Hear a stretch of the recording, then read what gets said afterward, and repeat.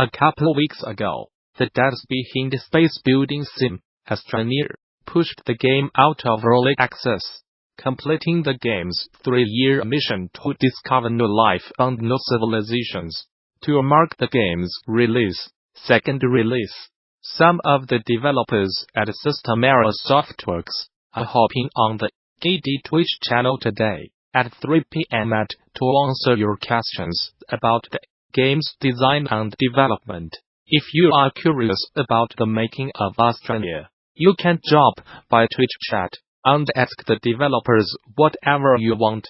And if you want more great developer interviews and curated GD talks, you can slide on over to the GD Twitch channel and click the follow button to see more. Unity has announced its first annual Unity for Humanity contest, an initiative with a focus on aims that inspire meaningful change. One developer will be awarded $25,000 in funding to help bring their project to fruition. This is a great opportunity for developers who feel as though their work could make an impact on others, and receive the added benefit of funding and mentorship as well. As explained in a blog post, eligible projects are those that are currently in development, but not yet completed. Projects must also demonstrate plans for distribution and be willing to submit a business-to-consumer-style event. In addition, a prototype or video demoing the project must be provided, along with a detailed pitch or treatment outlining the project details. It's worth noting that submitted projects must utilize Unity as the only 3D game engine software used during production. Interested developers can head here for the full list of contest terms and conditions. If they choose to submit their work, for better or worse, much of the games market is moving to games as a service. Once upon a time, this was known as the MMO business model, because almost were games as a service, and virtually nothing else was. Obviously, a lot of GaaS games will not be MMOs. Candy Crush Saga is a service, but it's not MMO. Nor does GaaS mean the game has to be free to play with themselves via microtransactions. GaaS is a business strategy, and that 2P is a revenue model. In the past we have seen services of all sorts drive revenue in lots of ways. In fact, cable companies and phone service both do just about all of the above at once. So there's lots of ways to make money if you have a service, and arguably, mature service businesses use as many of them as they can. But underneath it all is one inevitable underlying truth. There is no ongoing service without retention. This is why some game genres work better than others as services. If you can figure out how a given genre can retain, then you can make it work for GaaS. Whether or not it works for F2P is a separate, secondary question, and a lot of game types are built to be consumable, snackable, are played very intermittently. By their nature, they will work poorly as the sole anchor for a service. They might work great in the context for a service that has multiple offerings. Even something like a Dungeons and Dragons campaign meets this criterion. Heck, many classic tabletop games meet this criterion, or else people would not still be playing chess and Go. But an awful lot of games do not. What we are talking about is the line between a singular experience and something that can become a hobby, a regular pastime. What's the difference? In practical terms, take two games. They sold or gave away the exact same number of copies. The block is the cumulative number of users who tried the game. Game was popular, but for a short period of time. Each player lasted a day. Game B retained players. 90% of players stick around till the next day. The revenue potential is the area under the red curve, which is the game's active users. Game B has access to a lot more passion, a lot more interest, and therefore also a lot more money. The following mechanics are proven to drive retention.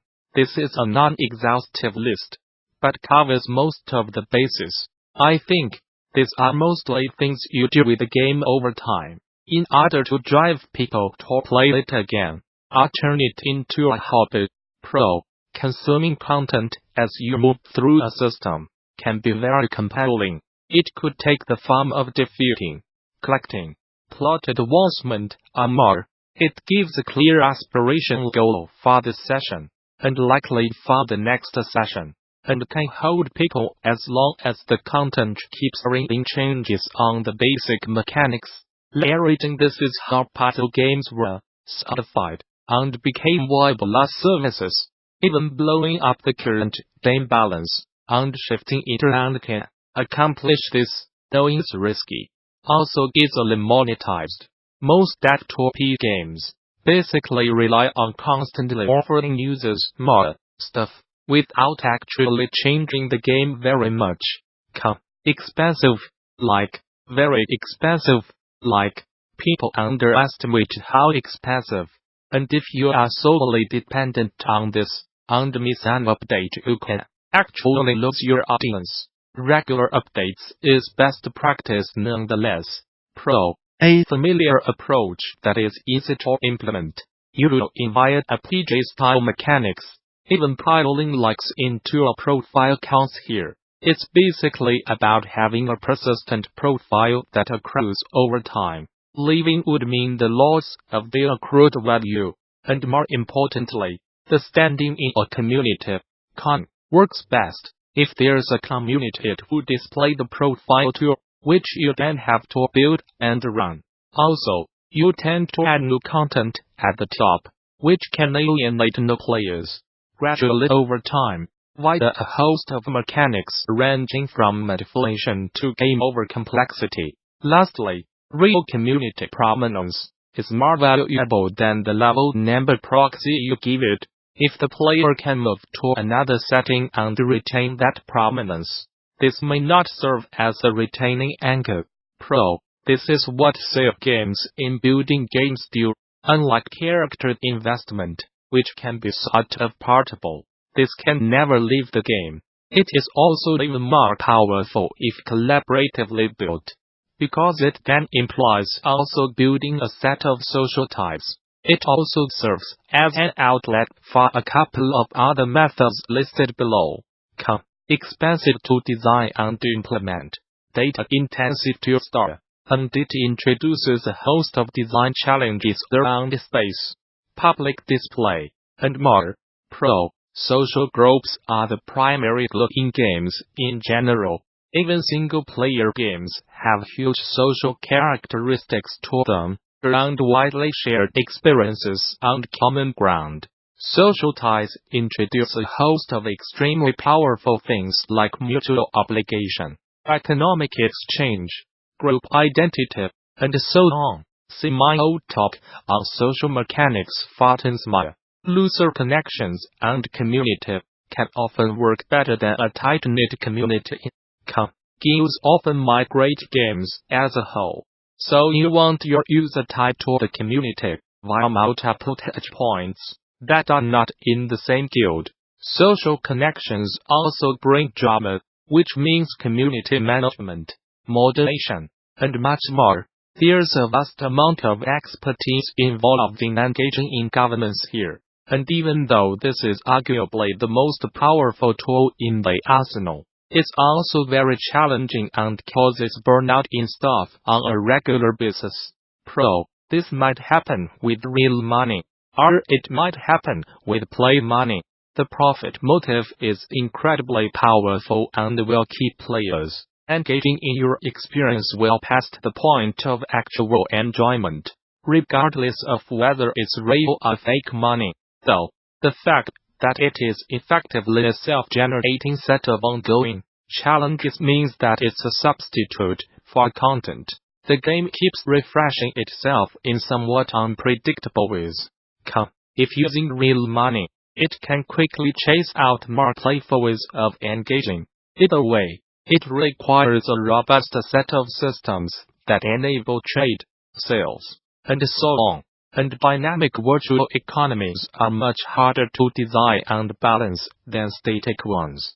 Pro. This is of course the classic method used by chess and Go, but also games like StarCraft, a game that has enough depth and complexity to it that players continually send heuristics ahead, no ways to improve